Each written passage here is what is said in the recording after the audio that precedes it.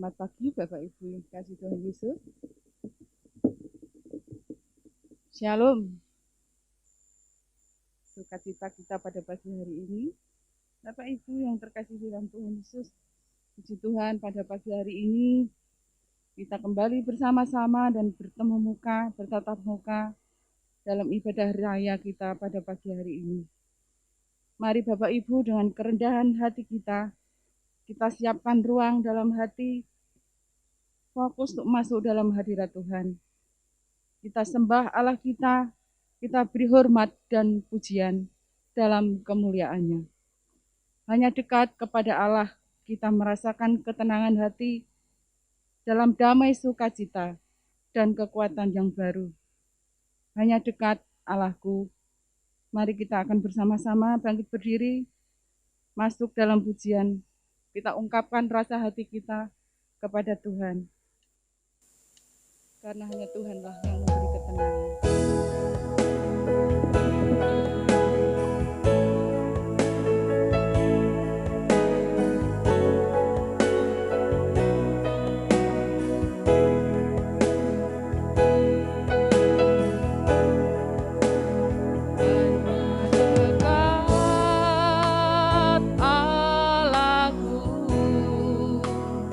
Rasa tenang hati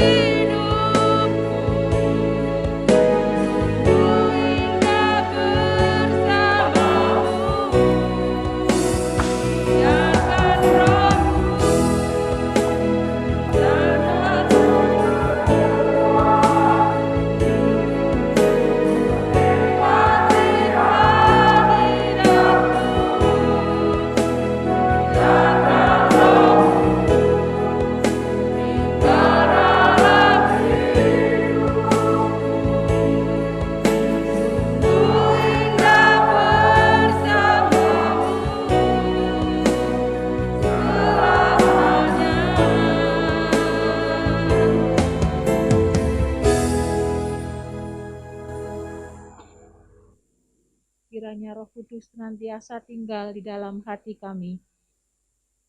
Karena itulah yang menjadi kekuatan bagi setiap kami dalam pengiringan kami kepada Kristus. Kami terus membutuhkan lawatan Tuhan di dalam menjalani hari-hari yang Tuhan percayakan dan anugerahkan kepada kami. Oleh karena itu kami ingin serahkan ibadah raya di pagi hari ini ke dalam tangan kasih-Mu. Kami mengakui pertolongan kita adalah dalam nama Tuhan, Sang Pencipta langit bumi dan segala isinya, yang dalam kasih dan kesetiaannya tidak pernah meninggalkan buah perbuatan tangannya. Kasih karunia dan damai sejahtera dari Allah Bapa, Putra, dan Roh Kudus menyertai saudara sekalian. Amin.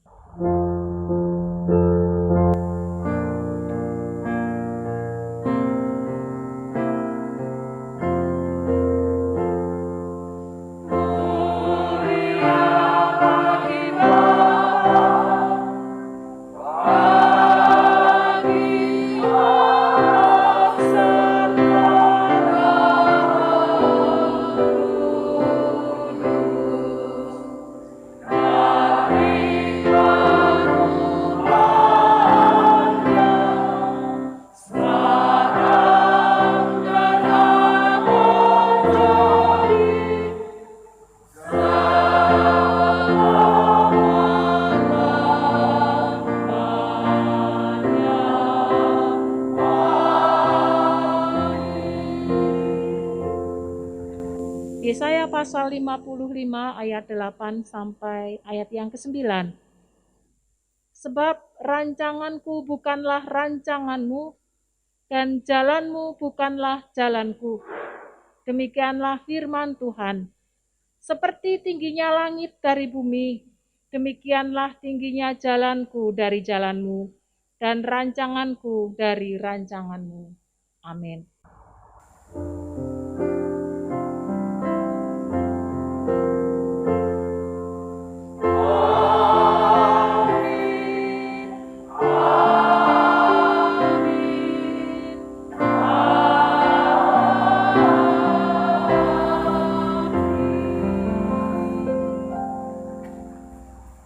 Bapak Ibu yang dikasihi Tuhan Yesus, pada pagi hari ini kita berkesempatan juga untuk menaikkan doa syafaat kita.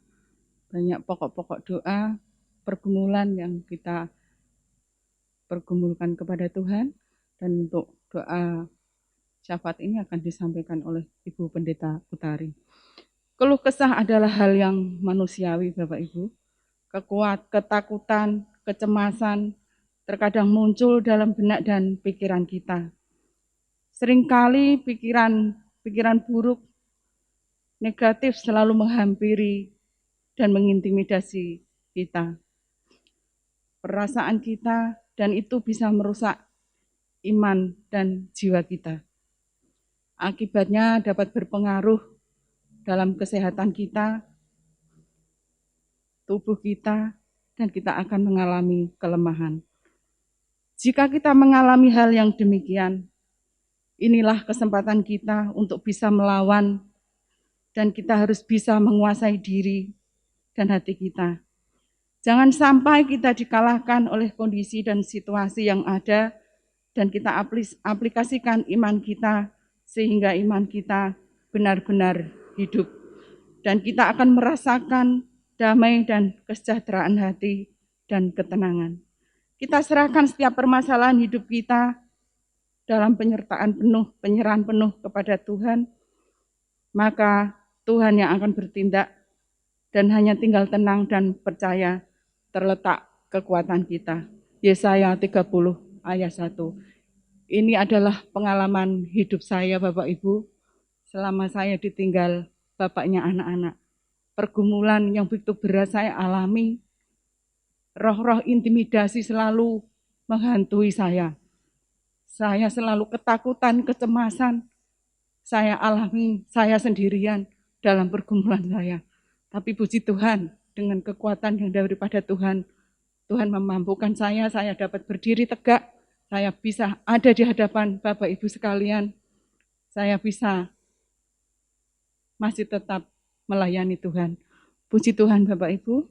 Mari kita akan masuk dalam doa syafaat.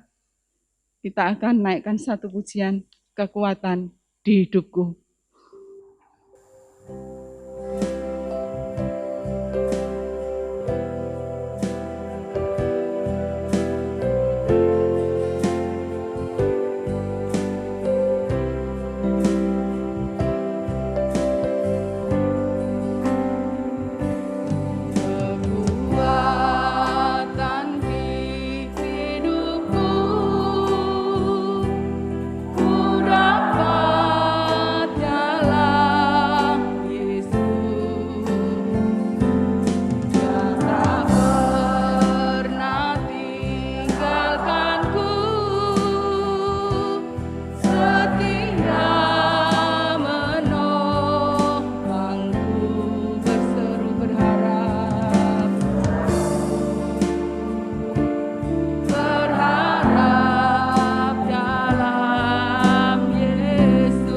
Kekuatan di hidupku.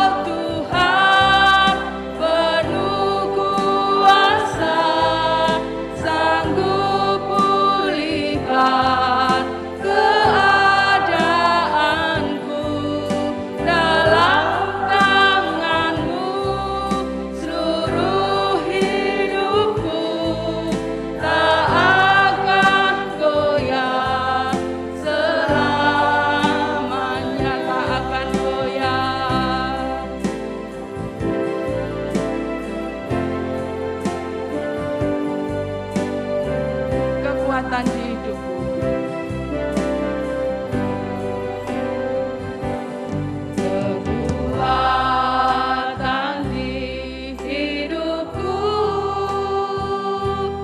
ku dapat dalam Yesus.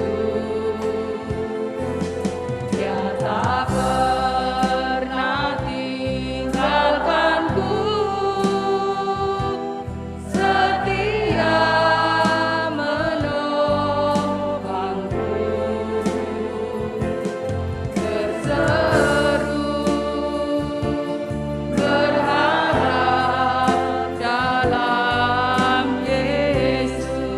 Ajaib kau Tuhan, ajaib kau Tuhan, penuh kuasa, sanggup pulihkan keadaanku.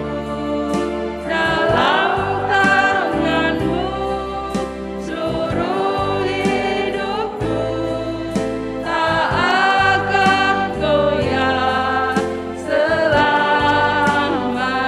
Sekali lagi Bapak Ibu katakan, ajaib kau Tuhan. Ajaib kau Tuhan, penuh kuasa, sanggup pulihkan keadaanku.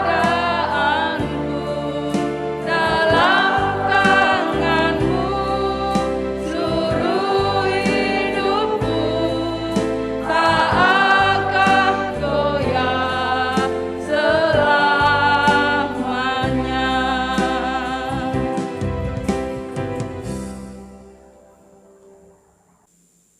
betapa kami tidak mengucap syukur kepada Allah yang hidup, Allah yang dekat kepada kami, Allah yang mengasihi dan memelihara kehidupan kami dalam situasi dan kondisi apapun. Kasih-Mu melimpah tercurah atas setiap kami pribadi lepas pribadi. Kami mengucap syukur sepanjang pekan ini, kami merasakan pimpinan dan tuntunan Tuhan. Kami dimampukan untuk berkarya itu karena semata-mata kasih dan kemurahan yang Tuhan beri dan anugerahkan kepada kami.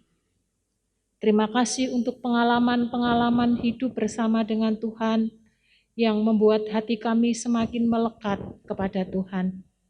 Apakah itu pengalaman yang menyukakan hati kami karena kami menerima berkat Tuhan, maupun pengalaman-pengalaman yang mengasah iman kami di tengah-tengah kesulitan dan pergumulan, agar kami tetap juga bergantung penuh kepada Tuhan. Kami mengucap syukur karena kami memiliki Allah yang selalu ada dan hadir bagi kehidupan kami. Pagi hari ini kami ingin serahkan setiap sidang jemaat-Mu ke dalam tangan kasih-Mu.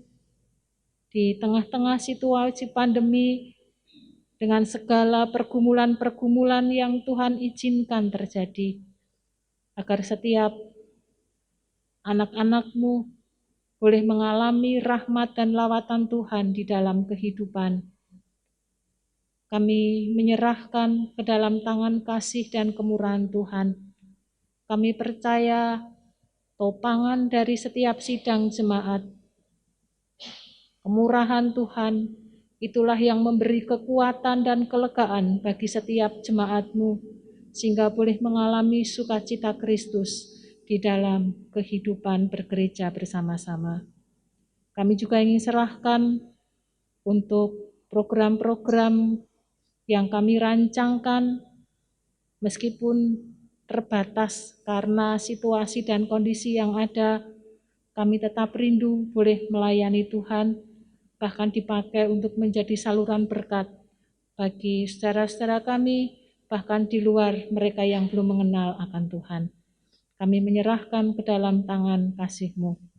Kami menyerahkan pelayanan misi ke dalam tangan Tuhan dalam bentuk apapun. Tuhan taruh hikmat, marifat, sehingga ketika Injil diberitakan, ada banyak hati yang dijamah dan dilawat oleh Tuhan. Banyak orang yang bertobat dan menerima Kristus sebagai Tuhan dan Juru Selamat di dalam kehidupan mereka. Tuhan memberkati anak-anak-Mu yang Tuhan utus untuk melakukan pewartaan kasih Kristus kepada saudara-saudari kami yang lainnya. Pagi ini kami juga ingin menyerahkan untuk TK dan PAUD lewat Yayasan Ester ke dalam tangan Tuhan. Terima kasih Tuhan kirimkan anak-anak untuk boleh belajar di TK dan PAUD Ester Bangsri. Tuhan memberkati anak-anak, orang tua, guru, serta yayasan, agar setiap apa yang hendak dilakukan bukan semata-mata karena tugas tanggung jawab memberikan pendidikan, tapi biarlah Tuhan taruh hati yang sungguh mengasihi anak-anak untuk menjadi teladan iman dan mempersiapkan satu pribadi yang akan dipakai oleh Tuhan dalam satu generasi di mana Tuhan tetapkan. Kami menyerahkan sepenuhnya ke dalam tangan kasih-Mu. Kami menyerahkan pembangunan Wisma Sinode ke dalam tangan Tuhan. Kami mengucap syukur campur tangan Tuhan yang luar biasa atas pembangunan Wisma ini. Demikian juga proses pengalihan tanah makam kami tetap serahkan ke dalam tangan Tuhan. Kami tetap percaya waktu-Mu waktu yang terbaik bagi setiap kami. Kami menyerahkan bangsa dan negara kami ke dalam tangan kasih Tuhan. Terima kasih di tengah-tengah situasi pandemi, kami tetap dapat merasakan kebaikan kemurahan Tuhan. Bahkan kami diizinkan untuk boleh beribadah bersama-sama. Kami mengucap syukur kepada Tuhan. Kami juga menunggu waktu Tuhan, di mana segala sesuatunya akan dilalukan, Mampukan kami ambil bagian untuk memutus mata rantai yang ada, sehingga setiap kami boleh merasakan satu persekutuan yang hangat kembali di dalam kasih kemurahan Tuhan. Terima kasih Bapa. Kami menyerahkan setiap kami umat-Mu dalam ibadah raya di pagi hari ini. Kami percaya ketika ada hati yang sungguh-sungguh mencari wajah Tuhan, maka Engkau sendiri yang hadir dan melawat setiap kami, baik lewat pujian maupun lewat sabda kebenaran firman-Mu. Kami menyerahkan setiap anak-anak-Mu di pagi hari ini ke dalam tangan Tuhan. Kami percaya ada lawatan khusus yang Tuhan anugerahkan kepada setiap kami. Dalam nama Yesus Kristus Allah yang hidup, kami menyerahkan doa kami. Amin.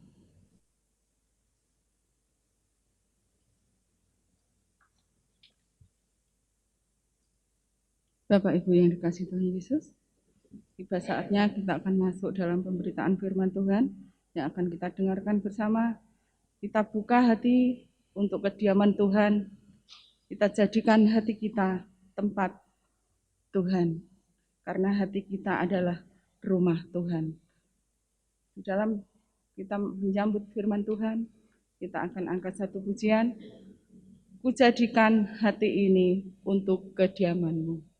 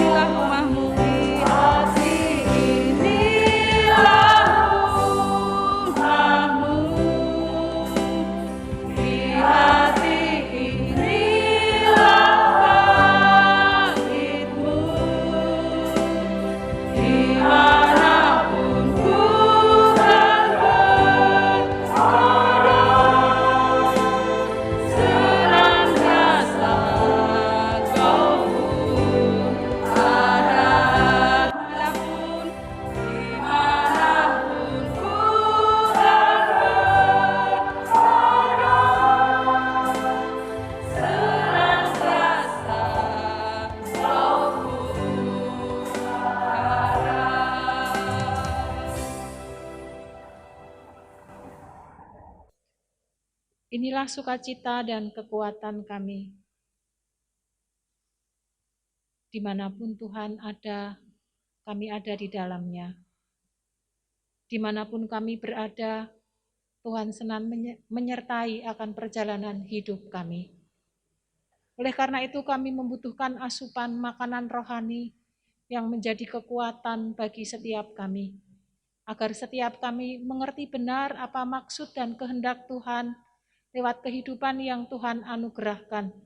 Tidak hanya sekedar kami diberkati dan menerima berkat yang datangnya daripada Tuhan. Lebih daripada itu Tuhan merindukan setiap kami akan dipakai oleh Tuhan menjadi saluran berkat bagi banyak orang, agar lewatnya nama Tuhan semakin dipermuliakan. Kami menyerahkan sabda firman-Mu pagi hari ini ke dalam tangan kasih-Mu. Kami siap untuk berdengar-dengaran dengan Tuhan. Dalam nama Tuhan Yesus Kristus, kami menyerahkan sabda firman Tuhan pagi hari ini. Amin. Kejadian pasal 26, ayat 12 sampai dengan ayat yang ke-33, satu perikop, satu bagian yang cukup panjang untuk kita renungkan di pagi hari ini, di bulan perdamaian di minggu yang kedua. Kejadian pasal 26 ayat 12 sampai dengan ayat 33.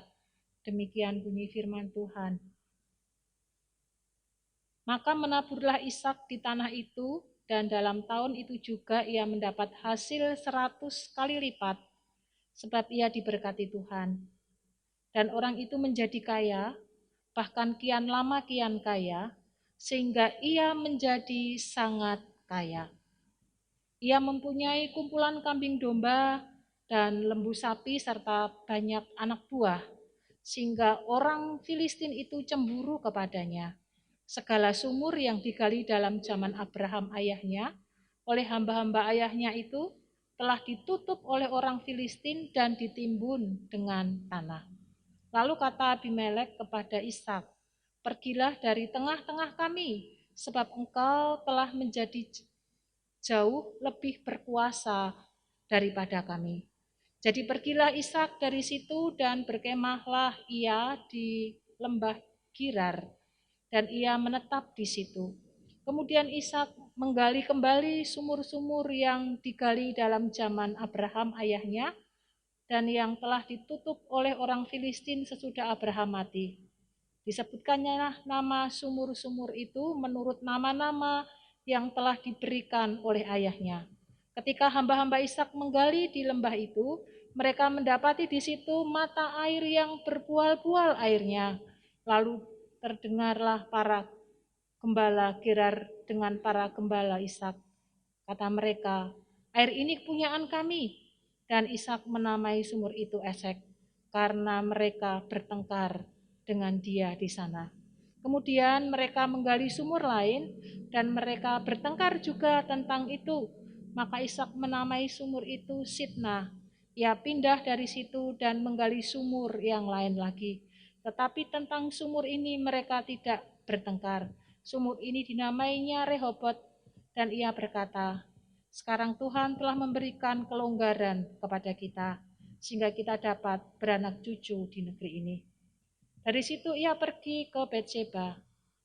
Lalu pada malam itu Tuhan menampakkan diri kepadanya serta berfirman, "Akulah Allahmu Abraham.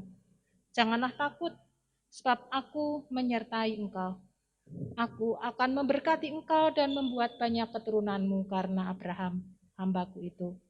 Dan sesudah itu Ishak mendirikan mezbah di situ dan memanggil nama Tuhan. Ia memasang kemahnya di situ, lalu hamba-hambanya menggali sumur di situ. Datanglah Abimelek dari Gerar mendapatkannya bersama-sama dengan Ahuzat sahabatnya dan Pikol kepala pasukannya. Tetapi kata Ishak kepada mereka, "Mengapa kamu datang mendapatkan aku?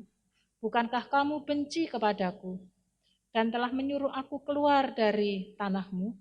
Jawab mereka, "Kami telah melihat sendiri bahwa Tuhan menyertai engkau. Sebab itu kami berkata, baiklah kita mengadakan sumpah setia antara kami dan engkau, dan baiklah kami mengikat perjanjian dengan Engkau, bahwa Engkau tidak akan berbuat jahat kepada kami seperti kami tidak mengganggu Engkau, dan seperti kami semata-mata berbuat baik kepadamu, dan membiarkan Engkau pergi dengan damai. Bukankah engkau sekarang yang diberkati Tuhan? Kemudian Ishak mengadakan perjamuan bagi mereka, lalu mereka makan dan minum. Keesokan harinya, pagi-pagi bersumpah-sumpah mereka, kemudian Ishak melepas mereka dan mereka meninggalkan dia dengan damai. Pada hari itu datanglah hamba-hamba Ishak memberitahukan kepadanya tentang sumur yang telah digali mereka, serta berkata kepadanya, kami telah mendapat air, lalu dinamainya sumur itu Seba. Sebab itu nama kota itu adalah Betseba sampai sekarang. Amin. Berbahagialah setiap kita yang hidupnya terus dimurnikan dengan sabda kebenaran firman Tuhan di dalam kehidupan hari lepas hari. Bapak Ibu, secara umum kita senang kalau hidup kita diberkati oleh Tuhan. Bahkan bukankah kita bekerja, apa yang kita lakukan dan kita kerjakan bukan hanya sekedar untuk mendapatkan orang berkata sesuap nasi. Tetapi apa yang kita kerjakan, kita ingin memenuhi segala kebutuhan dan keperluan kita. Tidak hanya kebutuhan dan keperluan dicukupi, tetapi kita bisa menyimpan, menabung untuk kehidupan masa depan maupun untuk anak cucu kita. Diberkati oleh Tuhan, janji akan diberkati oleh Tuhan. Menjadi kaya, bertambah kaya, semakin kaya. Bukankah secara umum manusiawi mendambakan, menginginkan akan hal itu di dalam kehidupan yang dijalani. Tetapi justru kadang-kadang kekayaan itu bisa dipakai oleh Tuhan untuk menguji kita. Bahkan kekayaan yang kita miliki bisa menjadi sebagai sumber masalah di dalam kehidupan setiap kita. Ada orang yang mengalami ujian karena berkat berlimpah. Apakah hatinya melekat kepada Tuhan atau hatinya melekat kepada kekayaan? Ada juga orang yang diuji oleh Tuhan karena kemiskinannya, karena ketidakberdayaannya, karena sakit penyakitnya yang tidak kunjung sembuh. Apakah hatinya tetap melekat dan percaya kepada Allah? Atau mencoba mencari jalan lain, solusi lain di dalam kehidupannya, sehingga terlepas dari kesulitan, penderitaan yang dialami. Saya percaya Bapak Ibu punya segudang pengalaman iman di dalam hidupnya, bagaimana Tuhan memberkati, bagaimana Tuhan mengizinkan mengalami kesulitan di dalam kehidupan setiap kita. Teks yang kita baca dan kita renungkan di pagi hari ini, berkat bagi yang cinta damai. Karena memang kita di bulan September ini akan merenungkan secara sinodal bersama-sama tentang bagaimana kita menjaga, menciptakan, memelihara perdamaian, tidak hanya agar suasana hidup tetap menjadi damai, tetapi sebetulnya lebih daripada itu, bagaimana kasih Kristus bisa diwartakan, bisa dibagikan, sehingga orang yang melihat, merasakan damai sejahtera hidup kita, mereka rindu percaya, mengenal kepada Kristus, Sang Sumber Damai itu. Ishak, anak Abraham, mengalami peristiwa yang pernah dialami oleh bapaknya. Jadi peristiwa sekian puluh tahun yang lalu terulang lagi di dalam kehidupan Ishak, yaitu mengalami kelaparan karena kekeringan yang panjang. Secara manusiawi, ketika terjadi paceklik, maka orang akan mencari tempat di mana tempat itu memberikan satu pengharapan. Bisa hidup, bisa bekerja, bisa berkarya. Orang-orang yang bekerja di luar sebagai tenaga PKI, ketika melihat mungkin kehidupan di negeri ini hanya pas-pasan, bahkan mungkin kurang, sehingga kemudian ambil keputusan kerja di luar negeri, jauh dari keluarga, mengalami mungkin kesulitan, pergumulan banyak hal, tetapi itu ia tempuh karena ia ingin mensejahterakan keluarganya, mendapatkan perekonomian yang lebih baik. Itu manusiawi dilakukan oleh setiap kita. Ishak yang mengalami hal demikian di tanah Kanaan di mana ia tinggal, lalu dia ingin pergi ke Mesir, satu kota di mana di sana perekonomian lebih baik, di sana ada sungai Nil, jadi kehidupan, ada air, sehingga kehidupan di sana paling tidak bukan saja terjamin tetapi lebih baik. Itu juga hal manusiawi yang dilakukan oleh Ishak. Dan di tengah perjalanannya, ketika ia sampai di Gerar, maka Tuhan menjumpai Ishak dan berfirman agar ia tidak melanjutkan perjalanannya ke Mesir. Meskipun Alkitab tidak mencatat bahwa Ishak akan pergi ke Mesir, tetapi dalam perjalanan itu Tuhan tahu bahwa Ishak akan menuju ke Mesir, sehingga kemudian ketika masih di Gerar, Allah berfirman kepada Ishak agar ia tidak pergi ke Mesir. Lalu tidak hanya sekedar jangan pergi ke Mesir, Alkitab juga tidak mencatat mengapa tidak boleh pergi ke Mesir. Bukankah di sana itu sesuatu yang menjanjikan? Secara akal, secara logika itu sesuatu yang baik. Tetapi mengapa Tuhan menahan Ishak dan keluarganya untuk tidak pergi ke sana? Agar tetap menetap di Gerar, di sebelah barat daya dari tanah Kanaan. Lalu Tuhan memberikan janji. Janji itu berarti belum terjadi. Di ayat yang ketiga di pasal 26,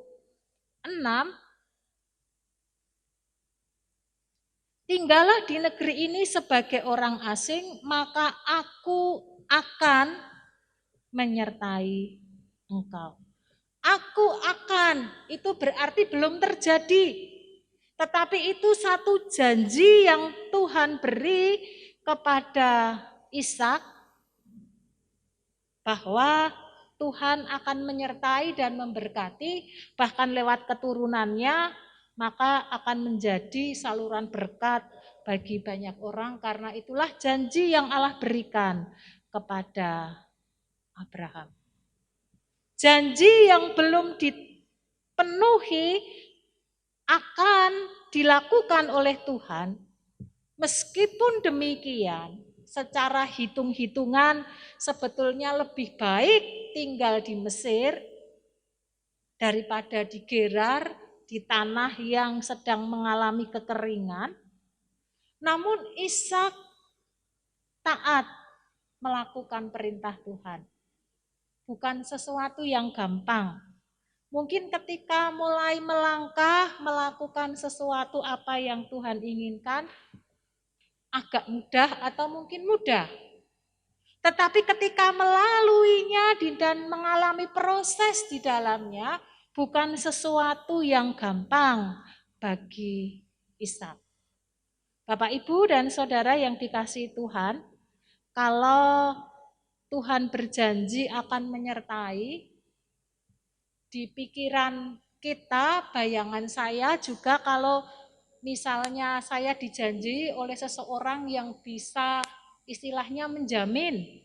Orang yang memiliki otoritas, orang yang memiliki kekuatan, maka merasa tenang, merasa damai. Tidak hanya tenang damai, tetapi juga kita memiliki pemikiran semua akan baik-baik saja. Karena ada Allah yang akan menyertai di dalam perjalanan yang dialami oleh Ishak, meskipun ia sedang mengalami kekeringan yang ada. Kemudian di ayat yang ke-12, teks yang mulai kita baca bersama-sama, di tengah-tengah masa sulit, kekeringan yang ada, Ishak melakukan apa yang menjadi bagiannya. Bisa bayangkan di tengah-tengah masa sulit, masa kekeringan, ia tetap bekerja bercocok tanam. Lalu dari mana airnya? Karena air menjadi sesuatu yang utama bagi para petani. Bagaimana ia bisa melakukan untuk menyambung kehidupannya? Tetapi janji Tuhan yang akan menyertai itu terjadi ketika Ishak melakukan dengan ketaatan apa yang diperintahkan oleh Tuhan. Janji itu tidak akan terjadi kalau Ishak hanya duduk diam, tidak mengerjakan dan tidak melakukan apa-apa, maka akan hanya sebatas janji. Tetapi ketika ia taat, ia beriman, ia melakukan dengan giat, dengan tekun, ia bekerja keras, maka hasilnya sungguh luar biasa. 100 kali lipat hasil pertanian yang dikerjakan oleh Ishak. Karena hasilnya berlimpah-limpah.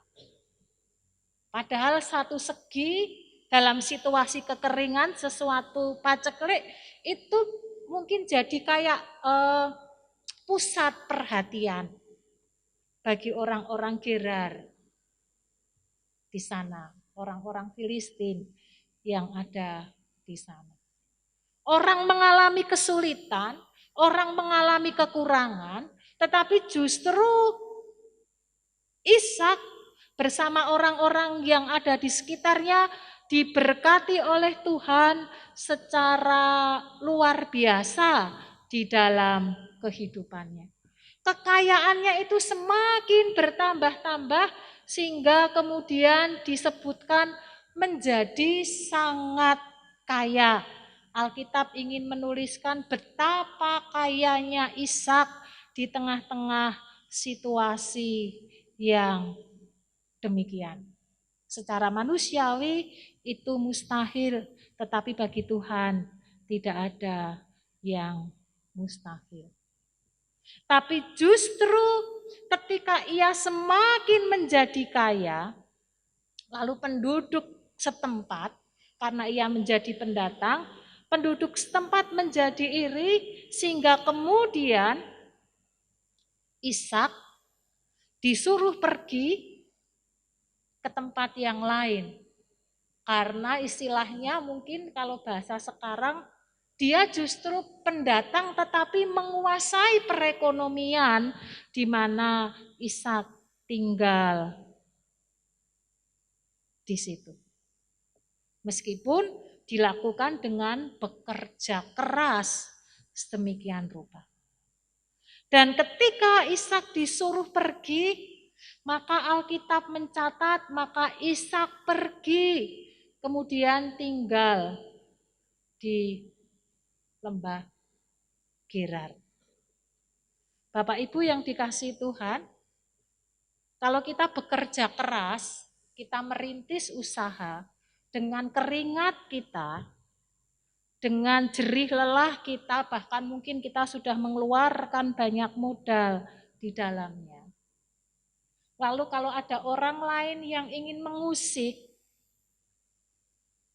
akan pekerjaan kita, akan usaha kita, maka secara manusiawi kita akan memperjuangkan. Ini hasil keringatku, ini hasil usahaku, kok enak saja aku disuruh pergi. Kalau Ishak pergi berarti dia memulai lagi sesuatu dari nol, bukan sesuatu yang gampang.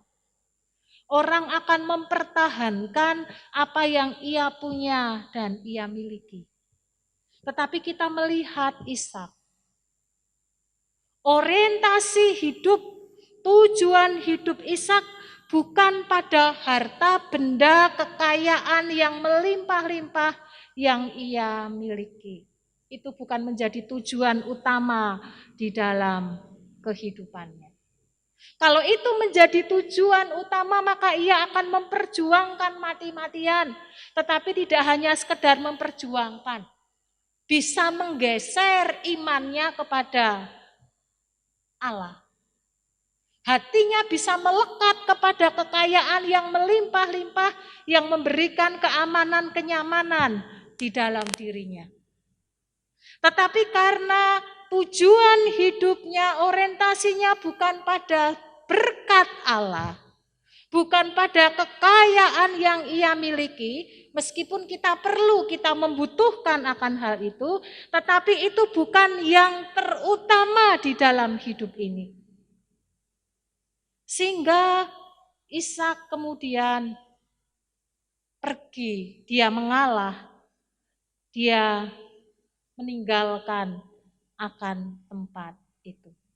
Dia lebih percaya kepada Tuhan, dimanapun ia berada, bahwa Tuhan akan menyertainya, Tuhan akan memelihara dan memberkatinya, dan itu ia sudah rasakan. Dia lebih percaya kepada Tuhan daripada hitung-hitungan manusia dan logika manusia yang dimiliki. Bagaimana dengan Bapak Ibu Saudara? Kebergantungan kita kepada Tuhan, sungguh-sungguh kita percaya bergantung kepada Tuhan, atau kita bergantung kepada yang lainnya, yang lebih cepat, yang lebih mudah di dalam hidup ini. Justru disinilah ketika Ishak diberkati oleh Tuhan, proses pembentukan pribadi yang taat, proses pribadi yang sungguh-sungguh mengasihi Tuhan sedang dibentuk sedemikian oleh Tuhan, agar benar-benar Ishak tidak hanya diberkati menerima berkat, tetapi bagaimana Ishak menjadi saluran berkat, menciptakan kedamaian di dalam kehidupan yang ia alami. Pribadi yang mengalah itu bukan berarti kalah. Biasanya secara umum orang yang mengalah itu karena ia lemah.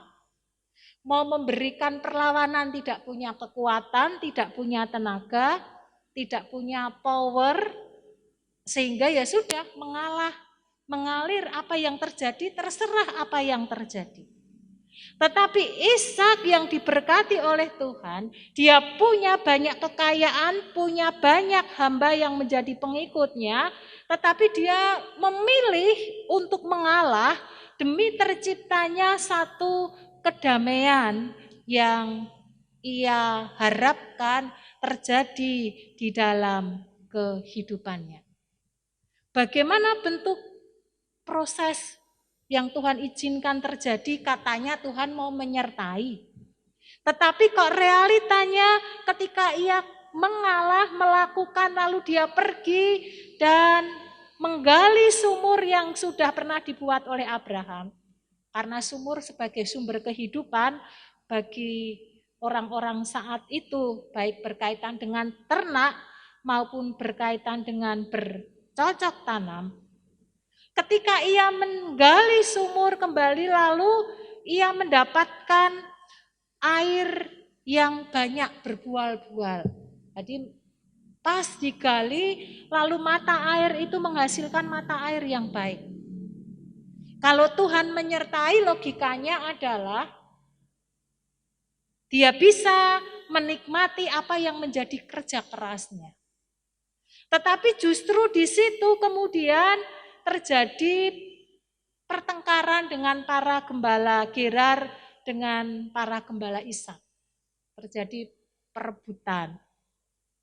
Biasa kalau sudah sesuatu yang menyenangkan, sesuatu yang enak, orang berebutan. Tapi kalau itu sesuatu yang berat, sesuatu yang memeras teringat, orang membiarkan begitu saja.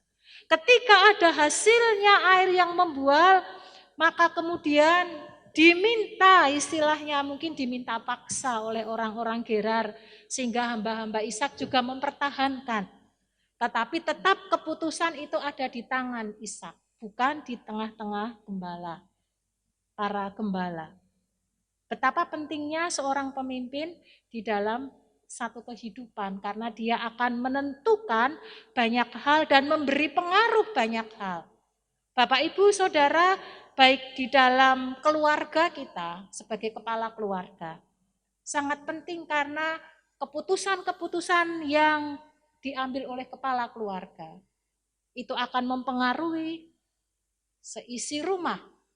Keputusan yang diambil oleh pimpinan, apakah di perusahaan, apakah toko kita yang kita kelola, akan mempengaruhi orang-orang yang ada di bawahnya.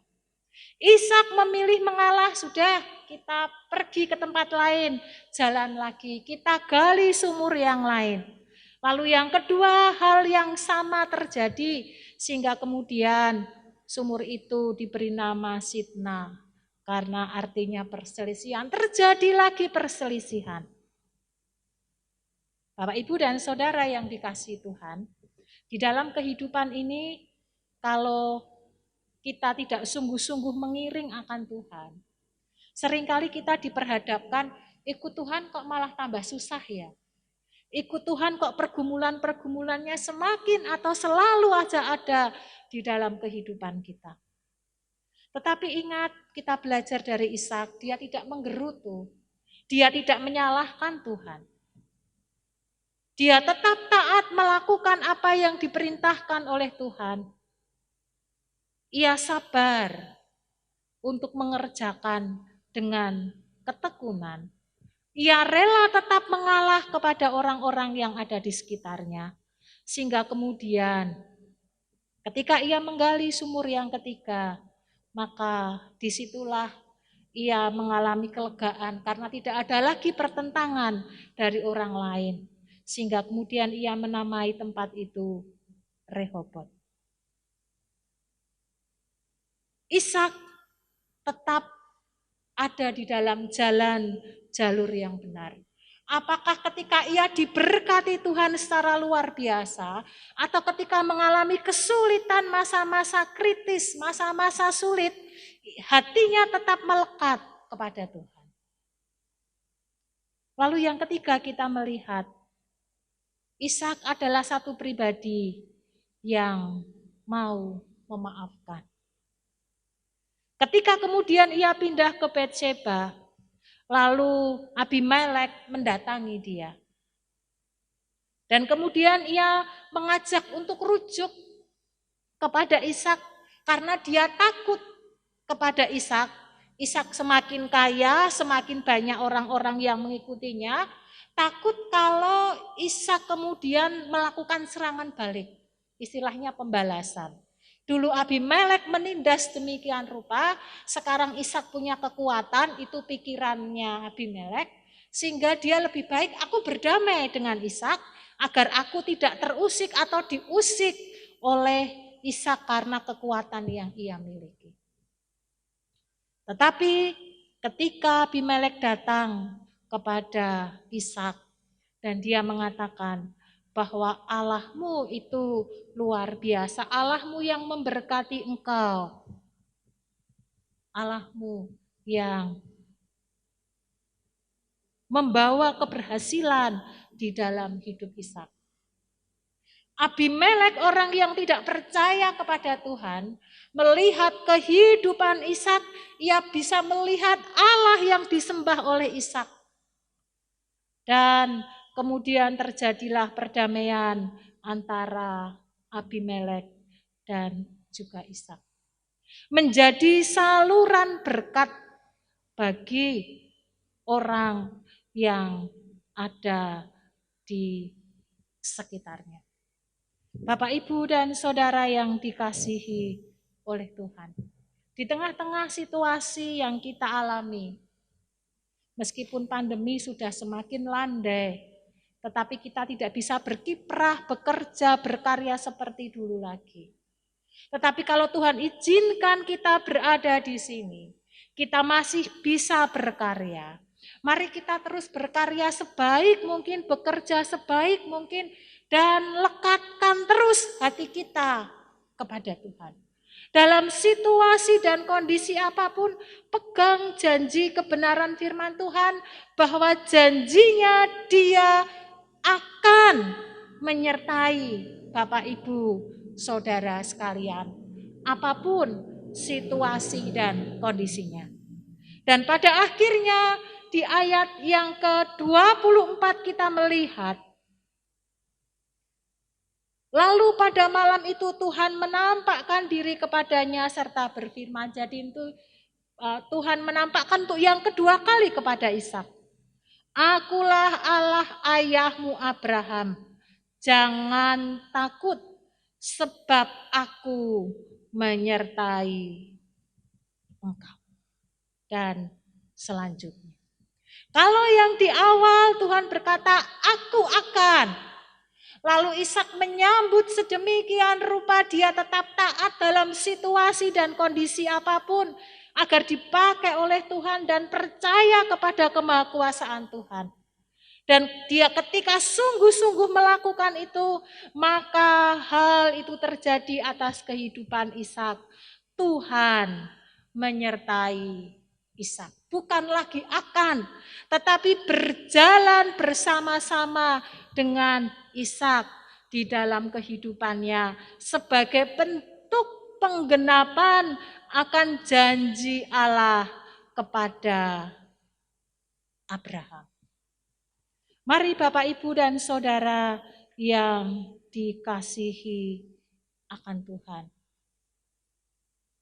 Dalam menapaki hari-hari yang Tuhan masih percayakan, saya tidak tahu apa yang menjadi kesulitan dan pergumulan Bapak, Ibu, Saudara. Tetapi Allah tahu apa yang terjadi atas setiap kehidupan kita. Dan rancangan Tuhan itu memang bukan menjadi rancangan kita.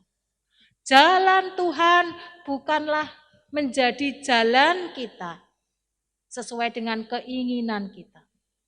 Seperti tingginya langit dari bumi, demikianlah tingginya jalan Tuhan dari jalan kita dan rancangan Tuhan dari rancangan kita. Meskipun demikian, tetapi segala sesuatunya akan menjadi atau mendatangkan kebaikan bagi hidup kita. Kita akan dipakai menjadi kepanjangan tangan Allah menyaksikan kasih Kristus. Kita akan mengalami janji Tuhan di dalam kehidupan kita kalau kita mau taat, mau setia, mau melakukan, mau diproses oleh Tuhan, mau dibentuk. Sehingga pada akhirnya tidak saja kita diberkati, tetapi lewat berkat yang mengalir dalam kehidupan kita, menjadi kesaksian yang baik. Nama Tuhan dipermuliakan. Orang melihat Allah yang terpancar di dalam kehidupan setiap kita. Yang menjadi perenungan setiap kita adalah, apakah hidup kita sudah memancarkan Kristus?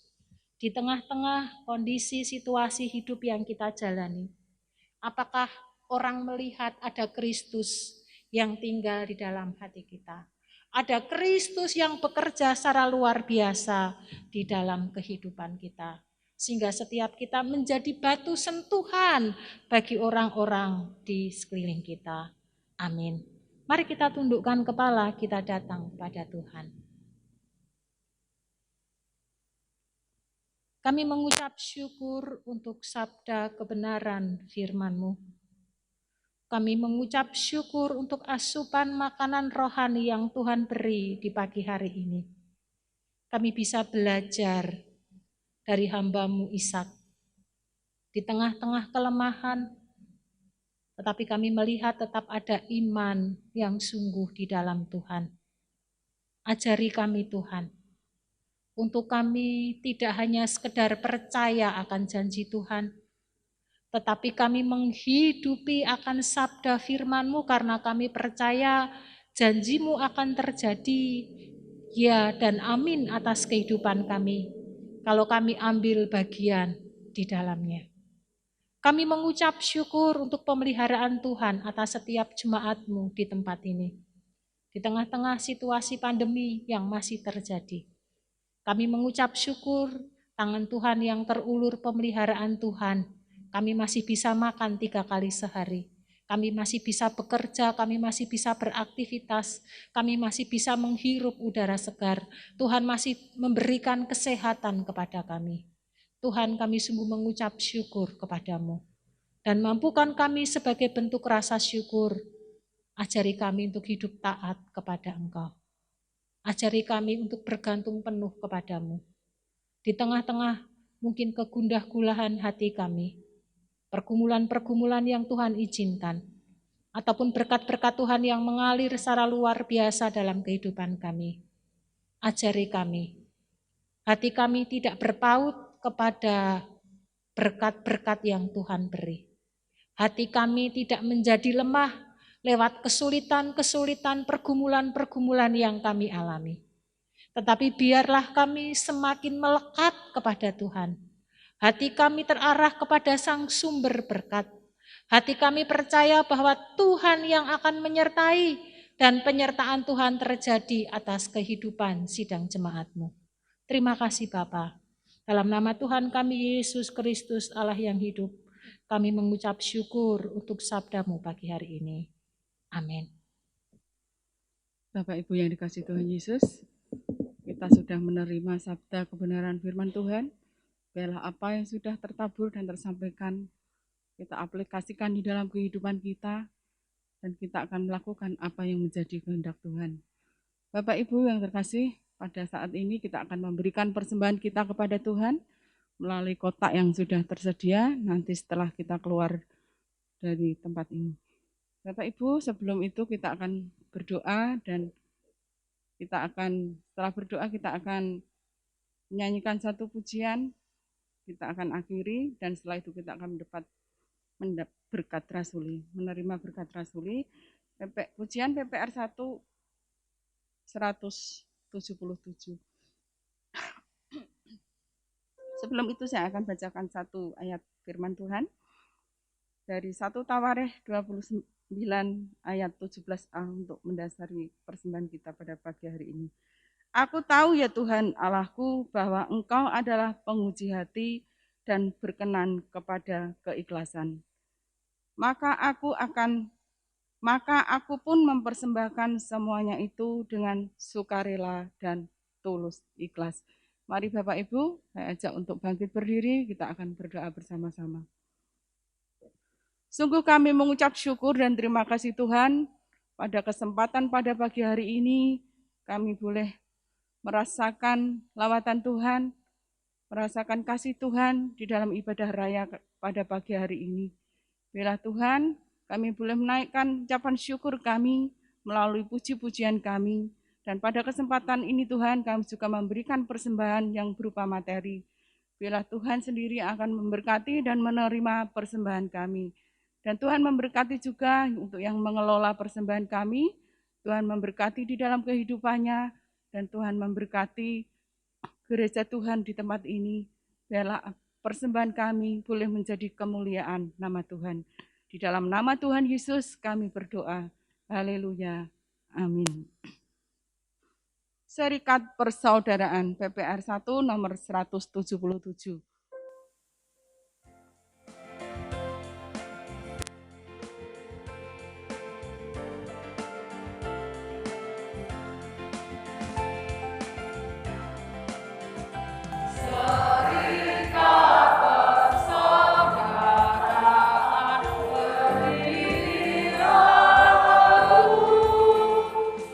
Sempurnakan persatuan di dalam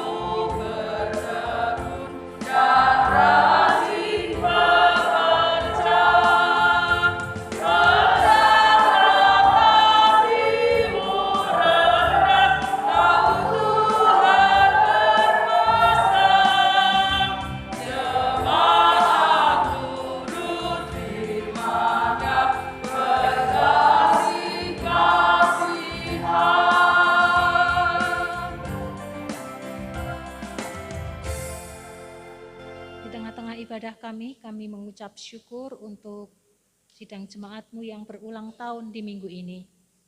Kami menyerahkan Saudari Mirari dan Pak Prapto ke dalam tangan Tuhan. Kami percaya bahwa Tuhan punya rancangan-rancangan yang baik di dalam kehidupan anak-anak-Mu. Baik di masa muda Mirari, Tuhan akan memberkati dalam studi. Lebih daripada itu, kehidupan kerohaniannya, Tuhan terus akan tambahkan memiliki pengalaman hidup bersama dengan Tuhan. Kami percaya rancangan-Mu Tuhan nyatakan atas anak-Mu. Demikian juga Pak Prapto dengan pelayanan yang ditekuni, jadikan hamba-Mu kepanjangan tangan Tuhan, dan lewat kehidupan keluarga nama Tuhan dipermuliakan. Lewat pelayanan yang ditekuni, membawa jiwa-jiwa semakin mengasihi akan Tuhan. Kami mengucap syukur untuk ibadah raya yang disertai dan diberkati oleh Tuhan. Kami mengucap syukur untuk teguran, sapaan, bahkan kekuatan, peneguhan lewat sabda kebenaran firman-Mu di pagi hari ini. Dan jika kami akan pulang kembali menapaki kehidupan ini, mampukan kami menjadi pelaku-pelaku firman Tuhan. Apa yang kami dengar di pagi hari ini akan menjadi bekal kehidupan kami sepekan, sehingga lewat hidup kami sungguh rindu dipakai menjadi kepanjangan tangan Tuhan. Orang melihat, merasakan kemuliaan Tuhan di dalam kehidupan kami.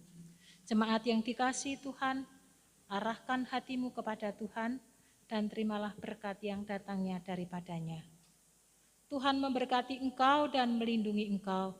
Tuhan menyinari engkau dengan wajah-Nya dan memberi engkau kasih karunia. Tuhan menghadapkan wajah-Nya kepadamu dan memberi engkau damai sejahtera. Amin.